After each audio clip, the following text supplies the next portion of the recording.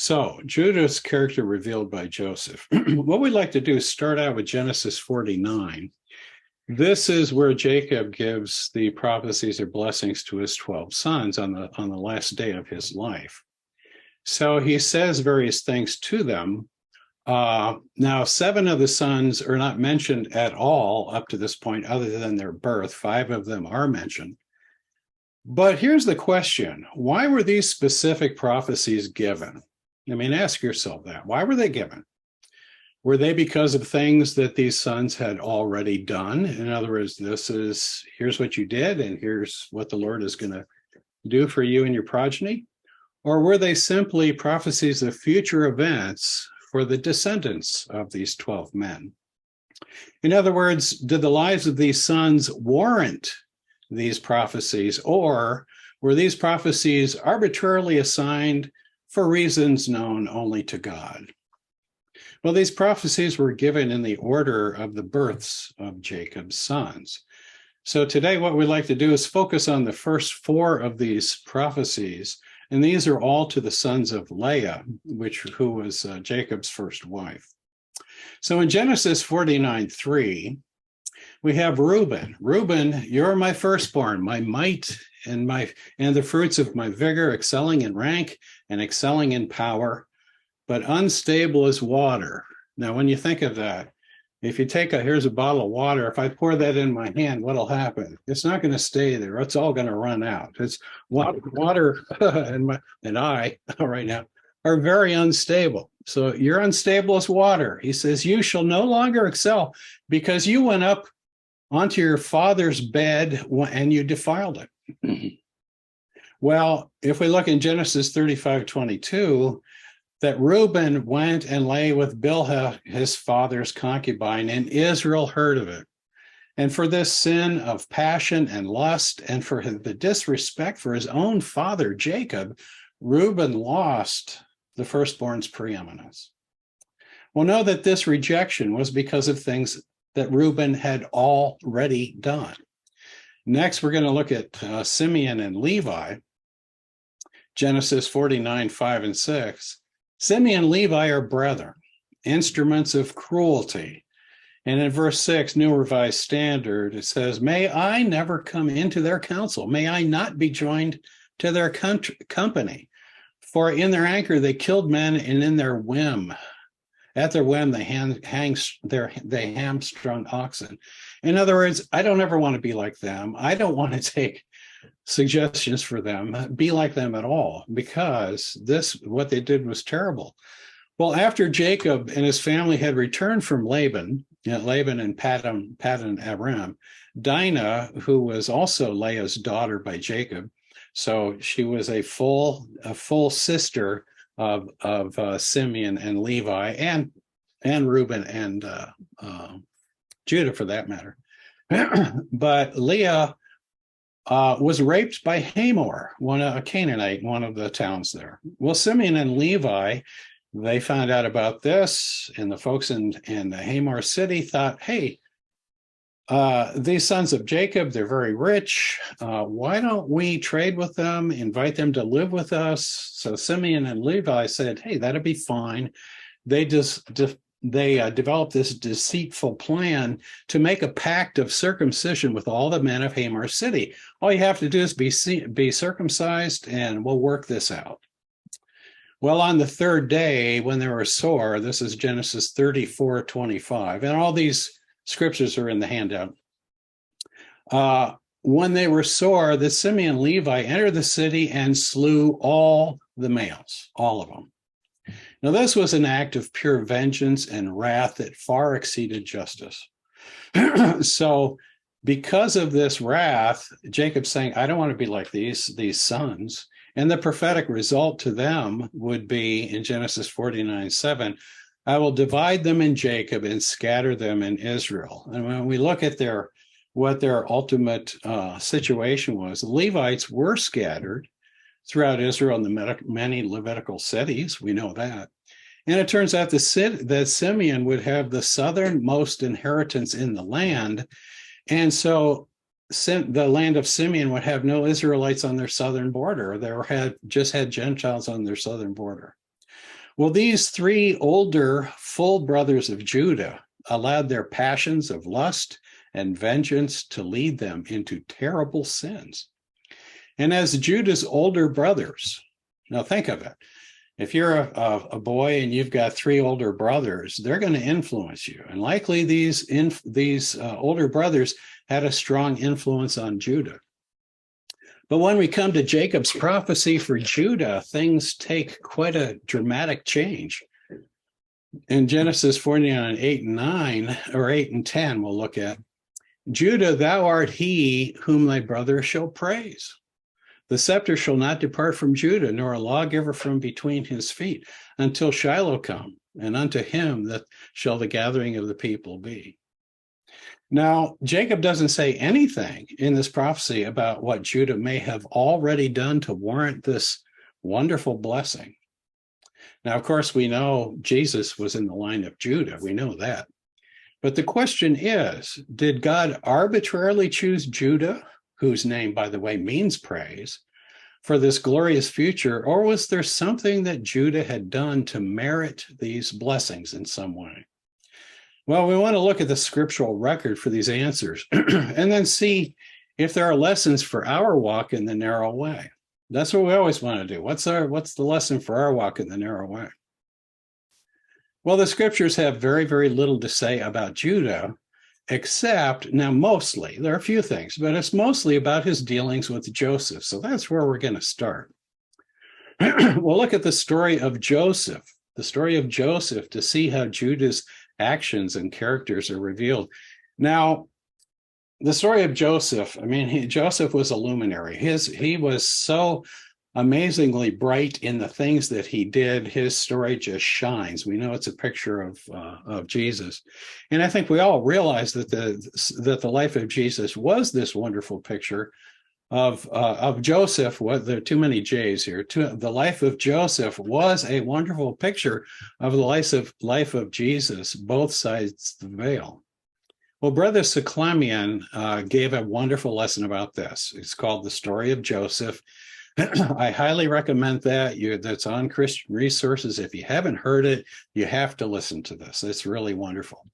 And we're going to reference a few things periodically, but the real goal of this lesson is to look at Judah as his character is revealed by his experiences with Joseph.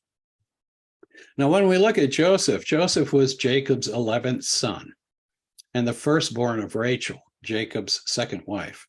And Rachel later died, giving birth to Benjamin. I think we're all aware of that. Well, Jacob loved Rachel the most, and Joseph became his favorite son. But it wasn't simply because, I don't think it was simply because Joseph was the firstborn of Rachel. It's also because Joseph was faithful and responsible in all of his duties. I mean, he was a wonderful son. He was responsible in everything he did. And I think he assumed that his other brothers would want to be the same way, do a good job for their father, be responsible in all the work they did. Well, in Genesis 37:2, once he was with the sons of Bilhah and the sons of Zilpah, his father's wives, and Joseph brought a bad report about them to their fathers. In other words, they were out keeping sheep, and these young men were probably goofing off. They're just goofing off. They weren't doing things properly, perhaps not taking care of the sheep the way they should. Maybe they lost one or two, and who knows. But so Joseph goes back to Jacob and says, hey, my brothers, they don't seem to understand how important their job is. Now, this was probably so that the older brothers could be more responsible, to do a better job, to be better trained in how to do this. But the brothers didn't see it that way, and their animosity toward Joseph grew. Oh, Joseph's a tattletale. He thinks he's so much better than we are, that type of thing. Well, Jacob showed his favoritism toward Joseph. In Genesis 37:3, he made him a coat of many colors, different lengths of materials. And when his brethren saw this in verse 4, they hated him and couldn't speak peaceably to him. This animosity was growing and growing and growing. Well, Joseph then told his brothers of these dreams. I think we're all familiar with this. 37:7, he says, I dreamt that we were binding sheaves in a field, and my sheaf arose and stood upright, and then your sheaves all bowed down to me, all bowed down to my sheaf. Well, the brothers didn't like to hear this. And then another dream, behold, the sun and the moon and the 11 stars made obeisance to me. Well, his brothers hated him even more, but Jacob kind of reprimanded him a little bit for this. But Jacob wondered about this dream and its meaning. After all, Jacob had been given wonderful dreams by God on his way to Haran. So Jacob's tucking this in the back of his memory. So what is this really about? Well, later Jacob sent Joseph after his older brothers, and the scriptures aren't clear on this, but I really don't think Benjamin would have been there at this event. So, I mean, you may have a different idea. That's fine. But in Genesis 37:19, they said to one another as they saw Joseph coming, behold, this dreamer's coming to us. And in verse 20, they said, let us slay him and cast him into some pit, and we'll say some evil beast has devoured him. But Reuben convinced them to simply throw Jesus alive into the pit. And then later, Reuben was planning to secretly come and rescue Joseph. He didn't want Joseph to be killed. So they stripped Joseph his coat of many colors and threw him into the pit. Well, then Judah, I want you to remember, Judah is the one who suggested this. It was his idea. Judah says, hey, I have this great idea. There are some Ishmaelite traders who were passing by. So he says in Genesis 37:26, what profit is it if we slay our brother and conceal his blood? Hey, maybe we can do something good for ourselves as we're betraying Joseph. So he says, let us sell him, in verse 27, let us sell him to the Ishmaelites, and let not our hand be upon him, for he is our brother and our flesh, and his brethren were content.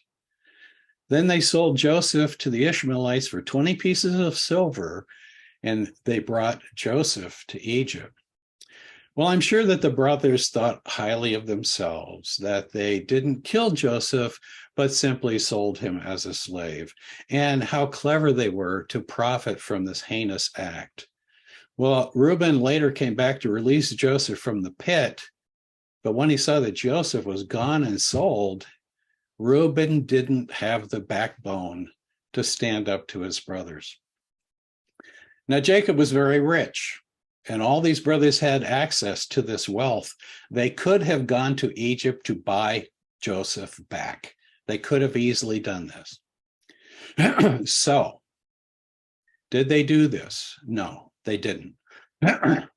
They let Jacob, instead, they simply gave Jacob this blood-stained coat of many colors with no explanation at all, and they allowed Jacob to think the worst and grieve for his beloved son for over 20 years. Now, brethren, some of you know this because you've had this experience. But how deep and how persistent is the anguish when a parent loses a child? And how can this kind of anguish be understood and appreciated by someone else? Well, I don't think that it can. It can only be appreciated by those who have lost children themselves. Only by those who've lost children themselves. Well, at this point, Judah's fallen character was revealed in his dealings with Joseph. He displayed envy, hatred, greed, all of this working together, but cloaked this by the statement, he is our brother and our flesh. Our hand won't be upon him. Well, if Judah had truly seen Joseph as his brother, he would not have allowed any of this happen to him, and he certainly would not have put Jacob through such misery if he had any appreciation for what he was doing. Well, Joseph, as we know, was sold as a slave in Egypt to Potiphar. Potiphar was Pharaoh's chief execution. He wasn't executioner, not just the chief of the guard. He was the chief executioner. That's a very important point. And Joseph soon became Potiphar's highly trusted manager or steward in Potiphar's household. Potiphar's wife repeatedly tried to seduce Joseph, who refused her advances and said in Genesis 39:9, "There is none greater in this house than I, neither hath he kept back anything from me but you, because you are his wife. How then can I do this great this great wickedness, and sin against God, So he was not indulging these fleshly lusts like his older brothers had done. He wasn't doing that. He was saying, I couldn't do this great wickedness and sin against God. Well, she then accused Joseph of rape. She turned the tables on him because she was embarrassed. She accuses Joseph of rape, and then he was thrown into prison. Now, note, Potiphar was the chief executioner. And how does the chief executioner usually solve his problems? Well, he'd kill whoever the guilty party is. But he didn't have Joseph killed. He just threw him in prison. And I think Potiphar knew his wife's history of infidelity. But he wanted to save face in his household, so he consigned Joseph to prison. I think the Lord really overruled in this case. Well, in prison, Joseph became the trustee who managed the prison and cared for the inmates. And later, a few years later, when Pharaoh's chief baker and chief butler were both cast into prison by Pharaoh, Joseph interpreted their dreams. I mean, he became their friends. He was concerned about their welfare. Well, they had these dreams, and they were really upset by these dreams. So Joseph interprets these dreams, and to the cupbearer, Joseph said in Genesis 40:13 and 14, "Within 3 days shall Pharaoh restore thee unto thy place, and thou shalt deliver Pharaoh's cup into his hand."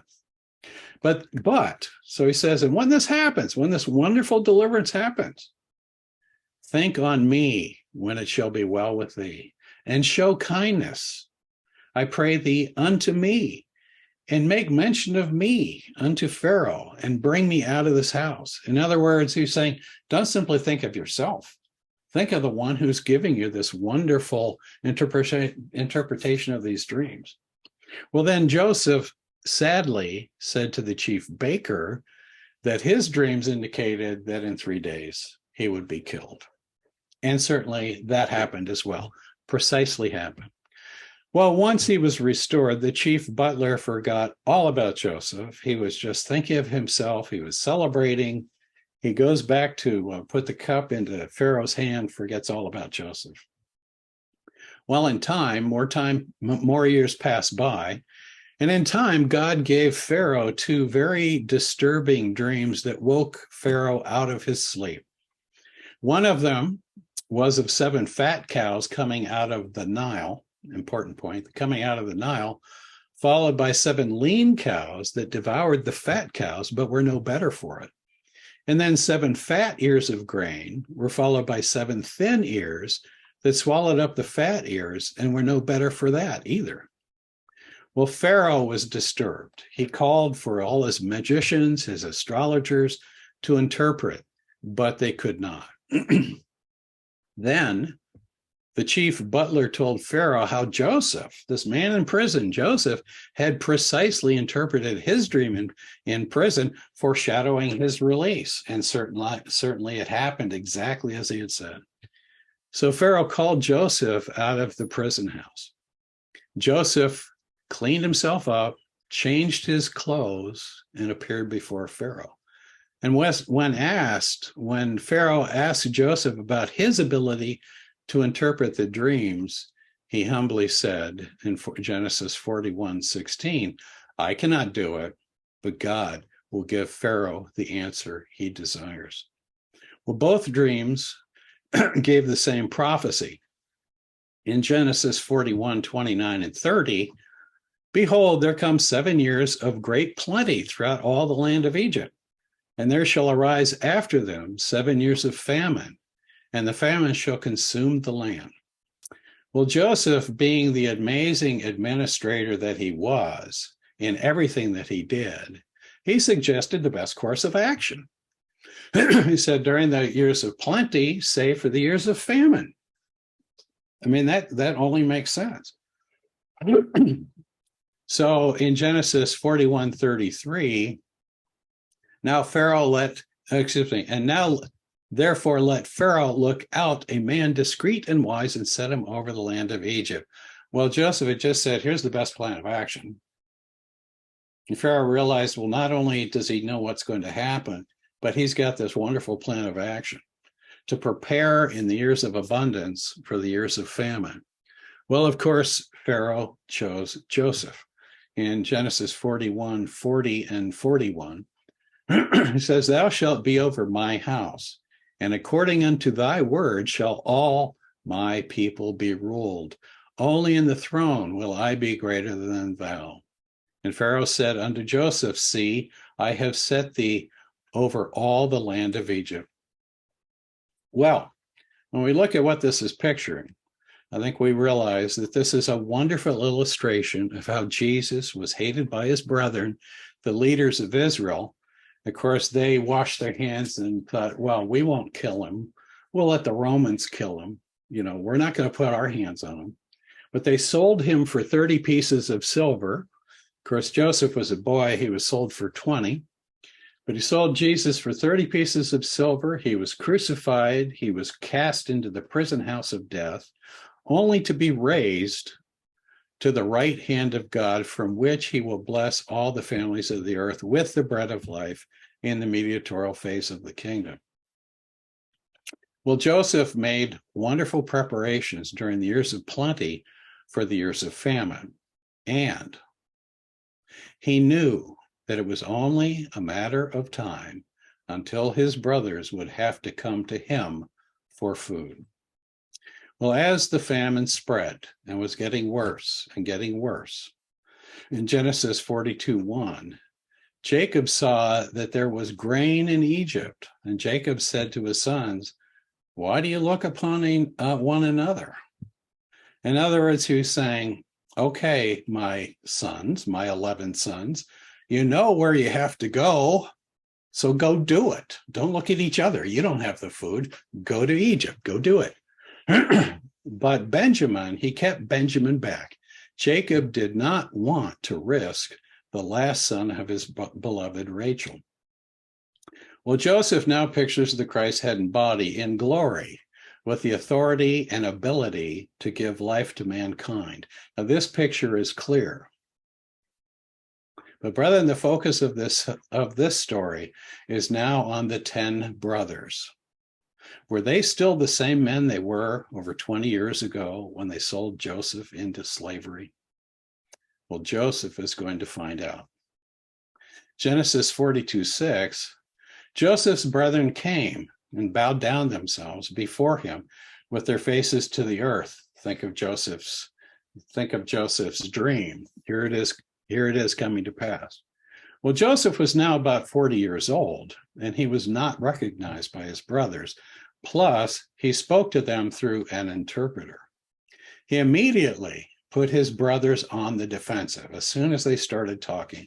That's a New American Standard.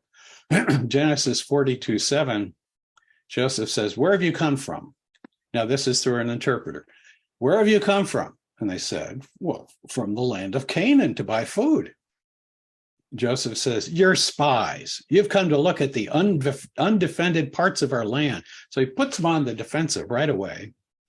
And they say, well, we're all sons of one man.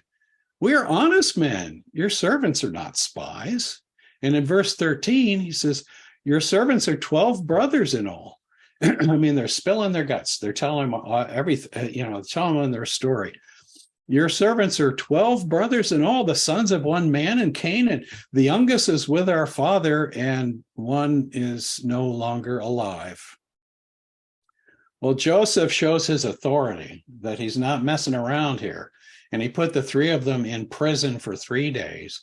And then he told them, this is NIV, in verse 42, 19 and 20, if you are honest men, let one of your brothers stay here in prison while the rest of you go and take grain back for your starving households. But you must bring your youngest brother to me, so that your words may be verified and that you may not die." Well, then the brothers spoke to each other about their guilt concerning Joseph. And Joseph, unknown to them, he's listening to everything. Genesis 42:21, "We are verily guilty concerning our brother." They're looking back at what they did 20 years ago. "And that we saw the anguish of his soul when he besought us, and we would not hear. Therefore is this distress come upon us." They are seeing this as God's retribution on them, this thing that is happening to them. Well, Joseph was moved to tears by their admission, but this was secret. He was secretly moved to tears. He didn't show them his emotions. He then had Simeon taken and bound before their eyes to show, "I'm serious about this." Joseph secretly had their sacks filled with grain along with their money and then sent them home. Well, when they got home, they all found their money in their sacks along with the grain. And in Genesis 42:28, their hearts failed them. And they were afraid, saying one to another, "What is this that God hath done to us?" They're seeing God's retribution. These things, they're all in this together, that God is dealing with all them in some way that they don't understand. Well, brethren, note that at this point, they could have forsaken Simeon in prison. They could have said, "We're never going back there again. Let Simeon just stay in prison." After all, they did essentially the same thing to Joseph decades earlier. So Simeon is languishing in prison while they're going back to Canaan, going back to their father. But as the famine got worse, they recalled that Joseph had told them in Genesis 42:34, "Bring your youngest brother to me, that I may know that you are not spies, but honest men. I will give you your brother, and you may trade in the land." So here is the condition: get all the food you need, but you got to bring your youngest brother. So they had to take Benjamin to Egypt too. But this was more than Jacob could endure. Jacob is still living the anguish of his dead son Joseph, dead in his mind. So in Genesis 42:36, Jacob says to them, "Me have you bereaved of my children. Joseph is not, and Simeon is not, and now you will take Benjamin away. All these things are against me." Well, Reuben steps up, and here's what he does. Reuben offers to slay his own two sons if Benjamin was not brought back safely. But what an offer. Essentially, think of it like this, brethren. If your son Benjamin is killed, I will kill two of your grandsons as well to make up for it. Well, this is not a very good bargain, not a good deal. But Jacob refused, and he said in Genesis 42:38, "Benjamin shall not go down with you, for his brother is dead, and he is left alone. And if mischief befall him, then shall ye bring down my gray hairs with sorrow to the grave." And side note, grave, Sheol. And really, it's in the life of Jacob where you first see Sheol in the scriptures. Amazing.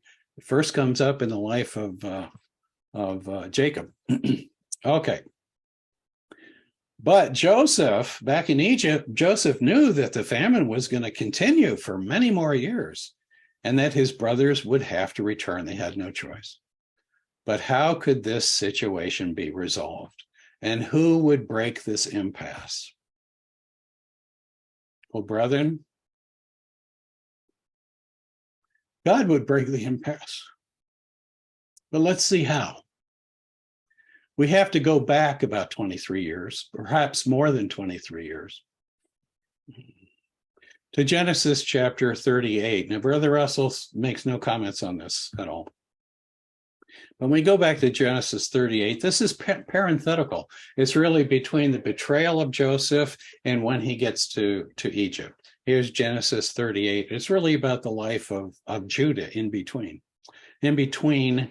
his betrayal and when they're now standing before Joseph. Well, right after Joseph was betrayed and sold to the Ishmaelites, Judah sought to have a wife for his own happiness.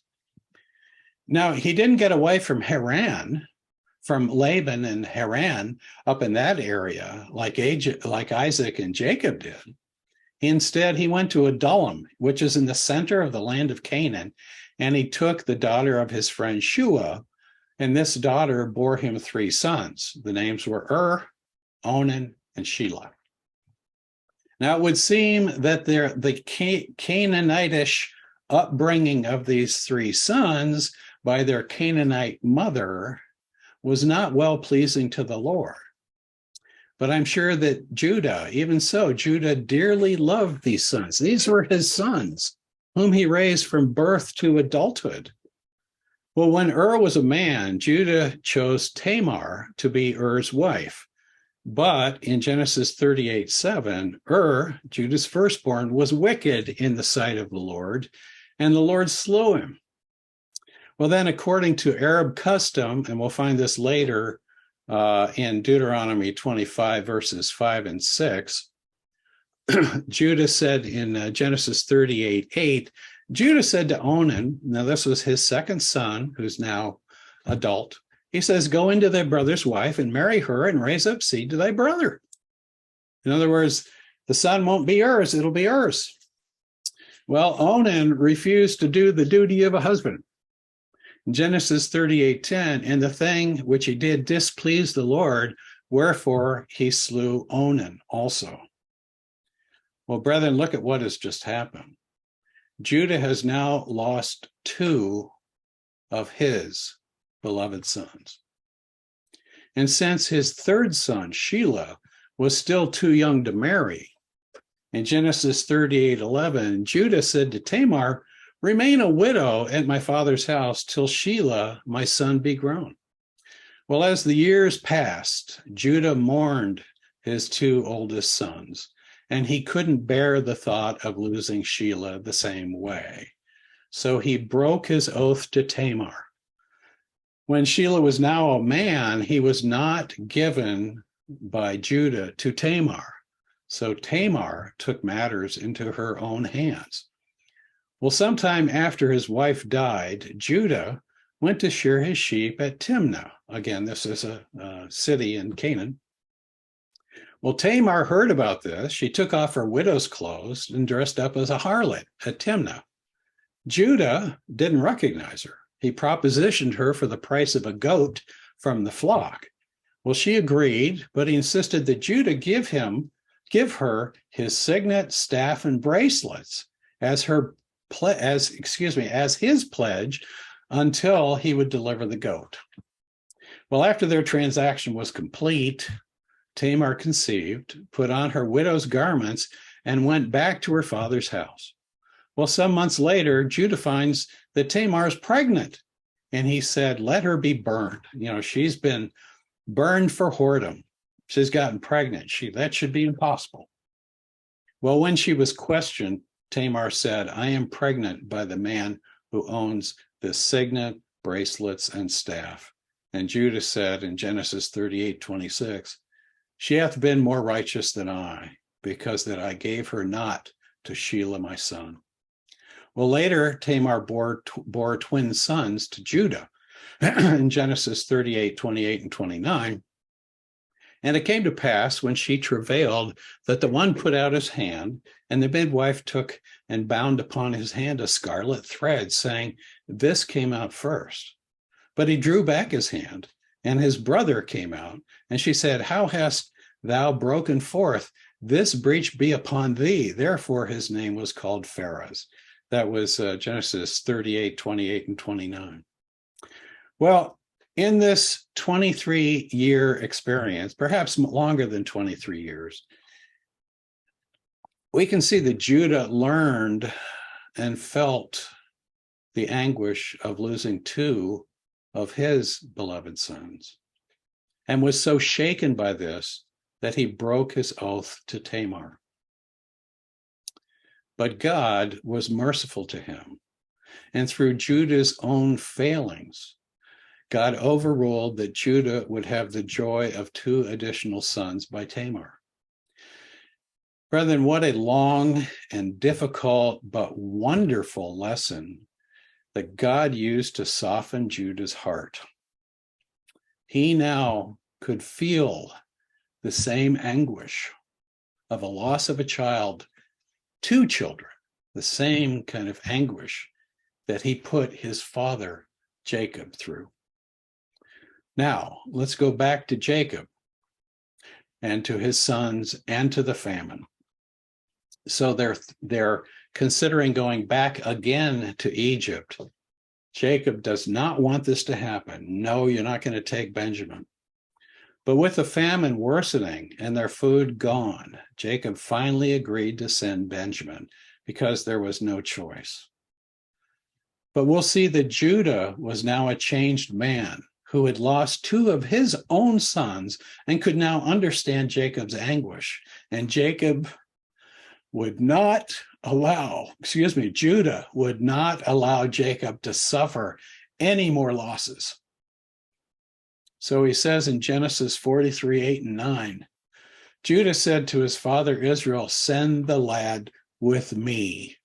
I will be surety for him." He essentially said, "Father, whatever it takes, I personally guarantee that Benjamin is coming back to you. I don't care what the cost." Well, this showed a tremendous change in Judah's character. And when they returned to Egypt, they were brought into the governor's presence, into Joseph's concealed presence. They still didn't know him. Well, the brothers bowed themselves to Joseph again. Simeon was released, and they all dined together. The brothers were all happy when Benjamin was given the largest portion. There was no rivalry or envy here. These were changed men. And as they were about to leave, Joseph arranged that their money would be put back in their sacks, along with his silver cup to be hidden in Benjamin's sack, specifically in Benjamin's sack. And after they left, they were overtaken by Joseph's steward, who accused them of stealing Joseph's silver cup. Well, the brothers were incredulous. They knew full well that they were innocent. They didn't do this. So they proclaimed in Genesis 44, verse 9, "With whomsoever of thy servants it be found, both let him die, and we also will be my Lord's bondmen." Now note what the steward says. He actually changes their words, but notice what he says. Genesis 44:10. "Now let it be according to your words. He with whom it is found shall be my servant, and ye shall be blameless." In other words, he's saying, only one of you is going to bear the penalty. Everybody else can go. The silver cup was found in Benjamin's sack. Benjamin would be held in bondage, but the other 10 brothers could leave free and clear. So what would they do? Well, they all went back to the governor's house. They all went back to face the music. Well, Judah knew that they were innocent of this theft of the silver cup. But in what he says, notice he speaks about their iniquity, their guilt. And this is really of their unspoken sin from decades ago. And he says in Genesis 44:16, "What shall we say unto my Lord? What shall we speak? Or how shall we clear ourselves? God hath found out the iniquity of thy servants. Behold, we are thy Lord's servants, both we and he also with whom the cup is found." Well, Joseph replies to them, Genesis 44:17, "God forbid that I should do so, but the man in whose hand the cup is, he shall be my servant. And as for you, get you up in peace unto your father. Only one brother will remain to bear the guilt for the cup, only one. Well, Joseph then listened as Judah recounted his oath to personally guarantee Benjamin's return and the calamity of the silver cup being found in Benjamin's sack. How could this have happened? Well, Judah now fully lives up to his oath to Jacob and says to the governor, Genesis 44:33, take me as your slave instead of Benjamin, and let Benjamin return to my father Jacob. Brethren, this was not the same Judah who had sold Joseph so many years ago in a fit of jealousy and hatred and greed. Judah's heart and character were now changed by his experiences. And this was now revealed in this ultimate test arranged by Joseph. Well, Joseph was overwhelmed with joy. After all, in John 15:13, greater hath no man than this, that a man lay down his life for his friends, just as Joseph was doing for just as Judah had just done for Benjamin. Judah's laying down his life for Benjamin. Well, we know that Joseph now cleared the room of all the Egyptians there and revealed his identity to his brother. He reassured them in Genesis 45:5. Now do not be grieved or angry with yourselves because you sold me here, for God sent me before you to preserve life.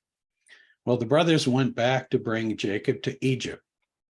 And I'm sure that Benjamin was pleased to tell Jacob about what Judah had done, Judah's courage in offering himself to free Benjamin. So when Jacob finally reached Egypt in Genesis 46:28, Jacob sent Judah before him to Joseph. Judah, you lead the way to direct his face to Goshen. Judah brought his sons, Shelah, Zerah, and Pharez to Egypt, and I'm sure that Judah raised young Zerah and Pharez to be reverent and pleasing to God, especially after seeing God's great deliverance through Joseph. Well, 17 years later, Jacob gave these prophecies we started out with to his 12 sons. And to Judah, he said, in Genesis 49:8 and 10, we'll look at 8 and 10, Judah, thou art he whom thy brethren shall praise. Thy hand shall be in the neck of thine enemies. Thy father's children shall bow down before thee. The scepter shall not depart from Judah, nor a lawgiver from between his feet until Shiloh come.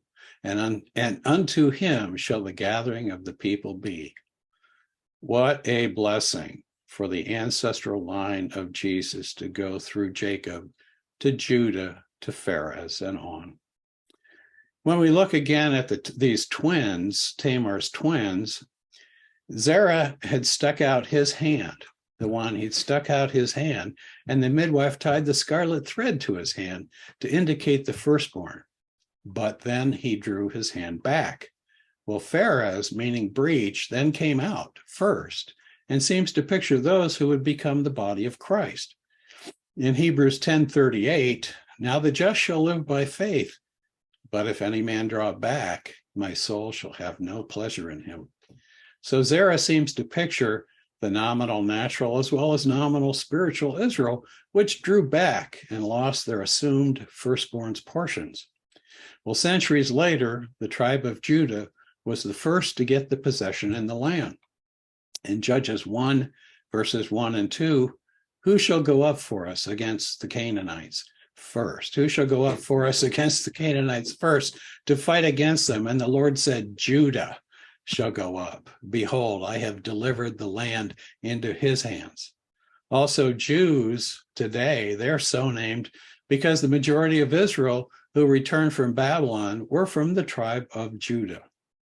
Well, some commentaries, if you look at Jameson, Fawcett, Brown, and Matthew Henry, they emphasize Judah's early disreputable character, and they question how God could possibly permit Jesus to come through Judah's line. How could this be? Well, I think it was because Judah allowed his hard experiences to change his heart and character from selfishness to compassion, to the point where he offered himself to rescue Benjamin. What an amazing event. Well, these are important lessons for the new creature. Brethren, we have all had difficult experiences that were meant to change us, to prepare us to be meet for the inheritance of the saints in light. In 1 Corinthians 1:17, many of us are, I think most of us are in our memorial studies, but this is the diaglott, the cup of blessing for which we bless God. Is it not the participation of the blood of the anointed one? The loaf which we break, is it not a participation of the body of the anointed one? Well, Jesus had asked in Mark 10:38 and 39, can ye drink of the cup that I drink of and be baptized with the baptism that I am baptized with? In 39, he says, ye shall indeed drink of the cup that I drink of, and with the baptism that I am baptized. Well, we bless God and thank God for this cup of experiences, when rightly appreciated, is intended to mold us, to shape us, and to test us to be the bride of Christ in glory and part of this merciful high priest. We must be thankful for each experience and endeavor to learn the lessons of our Father has for us. In Hebrews 12:6 and 7, for whom the Lord loveth, he chasteneth. Now, this word really means to educate, to train in whatever manner is best for us, and scourgeth us, everyone whom he receiveth. And in the next verse, it doesn't say if you get the chastening. It says, if ye endure chastening. In other words, you receive it, you learn from it, you endure it. If you endure chastening, God dealeth with you as with sons. And Job 23:10, but he knoweth the way that I take, and when he hath tried me, I shall come forth as gold. And may the Lord add his blessing.